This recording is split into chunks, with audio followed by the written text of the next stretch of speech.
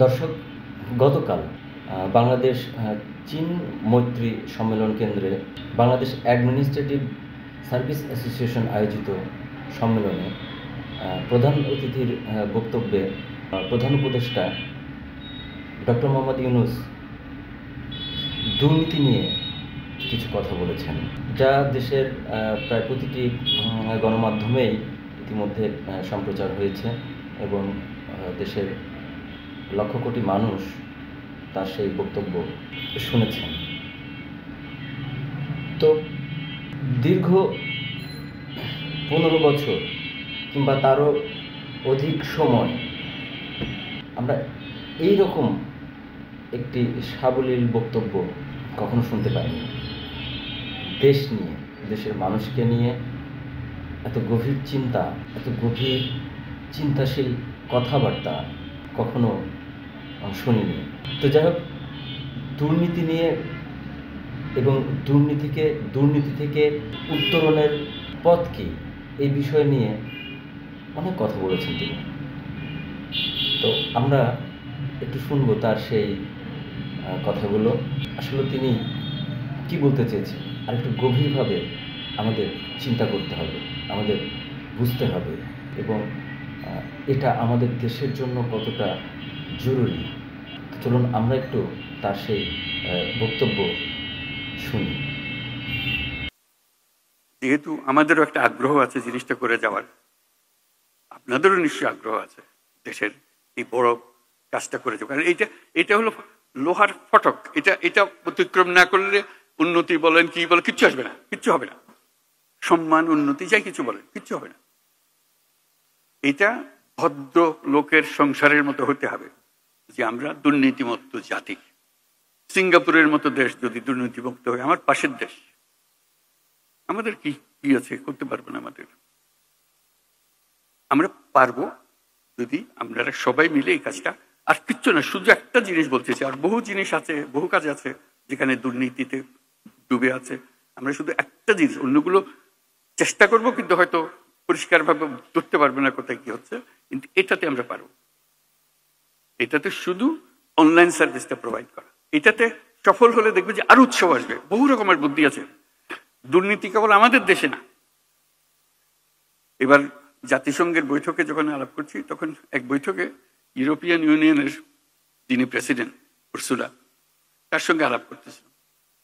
বললাম যে আমরা দুর্নীতিতে সাংঘাতিক অবস্থায় আছি, আমাদেরকে সাহায্য করতে হবে। কিভাবে আমরা দুর্নীতি থেকে মুক্ত হব, কি কি মেকানিজম আছে, কি কি টেকনোলজি আছে, যেগুলো আমাদেরকে দেখিয়ে দিতে হবে। উনি হাসলেন, বলে সমস্যাটা শুধু একা তোমার না। আমি যে কেন, বলে এই সমস্যা তো আমাদের ইউরোপিয়ান ইউনিয়নেরও। আমি খুব অবাক হলাম, আমাদের সমস্যা কোথায় আর ইউরোপিয়ান ইউনিয়নের সমস্যা কোথায়? উনি বলে যে দেখো তো, আমাদের বিরাট অসংখ্য দেশ, 27টা দেশ। এই 27টা দেশ যখন আমরা তাদেরকে প্রথম ইউরোপিয়ান ইউনিয়ন শুরু করে একজন একজন করে নিতে হচ্ছে, ঢুকাতে হচ্ছে, এবং আমাদের প্রথম প্রতিজ্ঞা হলো ধুয়ে মুছে পরিষ্কার না হওয়া পর্যন্ত ওইটাকে আমরা ইউরোপিয়ান ইউনিয়নে ঢুকাবো না। এখন যেদিকে যাই সব ভর্তি, দুর্নীতিতে ভর্তি। কাজে আমাদের ধোয়া মোছার কাজ করতে হয়েছে। এবার জঘন্য রকমের দুর্নীতিতে ভর্তি, তাকেও আমরা সাফ সুতরা করে ইউরোপিয়ান ইউনিয়নে নিয়ে এসেছি। এখন আমরা সবাই দুর্নীতিমুক্ত। ইউরোপিয়ানের সদস্য হওয়া মানে হলো দুর্নীতিমুক্ত, এটা আমরা নিশ্চিত। কাজে তোমরা যত রকমই করে থাকো, যত দুর্নীতি বলো, আমাদের সব জানো, আমরা তোমাদের সাহায্য করতে পারবো। আমি তার খুব আশান্বিত করলাম, আমি খুব আশান্বিত হলাম তার কথা শুনে। বললাম যে তুমি আমাকে উৎসাহিত করলে, এটা লেটস ডু ইট টুগেদার, আমাদের একটু সাহায্য করে। উনি বলে তোমার যা লাগে, আমার ব্যক্তিগত প্রতিজ্ঞা রইল, আমি সাপোর্ট ইউ। এটা বললাম ওনার সাপোর্টের বিষয় না, দুর্নীতি থেকে মানুষ বের হয়ে এসছে, এটা সম্ভব, এটা অসম্ভব কিছু না, এটা বলার জন্য। শুধু চেষ্টার দরকার, শুধু আমাদের প্রতিজ্ঞার দরকার যে আমরা এটা করব। এটা ছাড়া আমরা যত মিষ্টি কথাই বলি, সব অসার।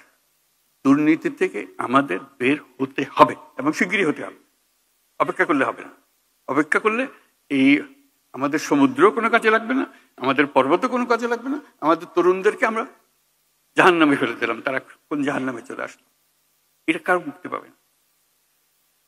এই দুর্নীতি যে কত রকম, আমি শুধু দু একটা বিষয় সম্প্রতি অভিজ্ঞতা অর্জন করেছি বলে বলছি। আরব আমিরাতে গেলাম, সংযুক্ত আরব আমিরাত, আমাদের লোকের কাহিনী বর্ণনা করছিল তাদের অফিসে। বলছে আমরা তোমাদের কোনো ডকুমেন্ট আমরা বিশ্বাস করতে পারি না, এত ভুয়া। কাজের লোক হয়তো সে, কিন্তু সে সার্টিফিকেট নিয়ে এসছে মেডিকেল ডক্টরের সার্টিফিকেট। জলজন্ত আমরা দেখতেছি ডাক্তার হইতেই পারে না, দেখা যাচ্ছে ডাক্তার না সে, কিন্তু সার্টিফিকেট নিয়ে এসছে ডাক্তারের সার্টিফিকেট। ওই ডাক্তারের সার্টিফিকেট নিয়ে চাকরি নিয়ে এখানে এসছে। আমরা কতটা বাছাই করবো? আমরা লজ্জায় মাথা হেঁট হয়ে যায় যে আমরা এটা কিছুই করতে পারতেছি। আমরা চাকরি চাই, কিন্তু পরিষ্কারভাবে চাই। এরকম ভুয়া একজন যে চাকরি দিচ্ছে তাকে আমি নিজেকে ডাক্তার বলে পরিচয় দিয়ে গেলাম, আসলে শেষ পর্যন্ত গিয়ে চাকরি নিব কোথাও, শুধু এখানে পার হওয়ার জন্য ডাক্তারের সার্টিফিকেট তার দরকার।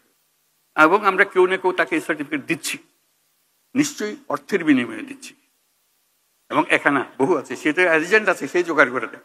শুধু একটা এজেন্ট না, এরকম বহু এজেন্ট আছে। এবং এইভাবে আমাদের বহু মেয়ে মধ্যপ্রাচ্যে হারিয়ে যাচ্ছে, নিয়ে গেছে, এর মধ্যে ফেলে দিয়ে আসছে, কেউ জানে না। হিউম্যান ট্রাফিকিং এর কি বিষয়, বিভৎস বিষয়। এবং মেয়েদের জন্য আমাদের মেয়েরা যাচ্ছে, তার কি অবস্থায় ফিরে আসছে, যদি সশরীরে ফিরে আসতে পারে, কত লাশ কোথায় চলে যাচ্ছে সেটারও কোনো হিসাব নেই। এই কোন দেশ বানালাম আমরা? আমরা তো দায়ী। আমরা যে আজকে এখানে এসেছি, আমরাই তো দেশ চালাই। কাকে কি বলবো? আমাদের নিজের কাছে, নিজের সন্তানদের কাছে আমরা কি জবাব দেব?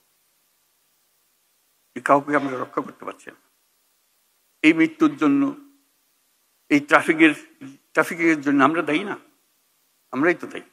আমরাই তো সহজ করে দিয়েছি তাকে যাওয়ার জন্য। এটা অসংখ্য কাহিনী, এগুলো আপনারাও জানেন, বহু জানেন। আমি একত্রের কথাগুলো বললাম যে এটা এই ভীষণ রোগ থেকে আমাদের সারা গায়ে ঘা, এটার থেকে মুক্ত হতে না পারলে কোনো দিকে অগ্রসর হবার আমাদের উপায় নেই। আমাদেরকে আজকে প্রতিজ্ঞা নিই, আমরা এই ঘা থেকে মুক্ত হব, সুস্থ হব। আমাদেরকেও দুর্নীতির দায়ে কেউ আমাদেরকে অভিযুক্ত করতে পারবে না। এইরকম সরকার চালাবো, এরকম সমাজ চালাবো। ধন্যবাদ সবাইকে।